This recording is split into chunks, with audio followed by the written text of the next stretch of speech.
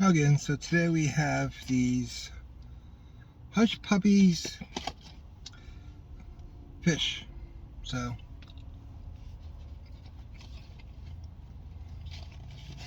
this is how they come in the box. And it's nothing special. You can taste the Hush Puppy breading on it.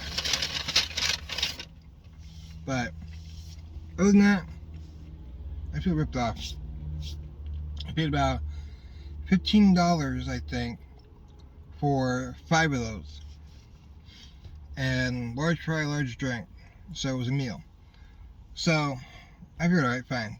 They have a little thing, put like, the fish in it. Give me a regular thing of like, large curly fries. Didn't happen. Threw everything in the box.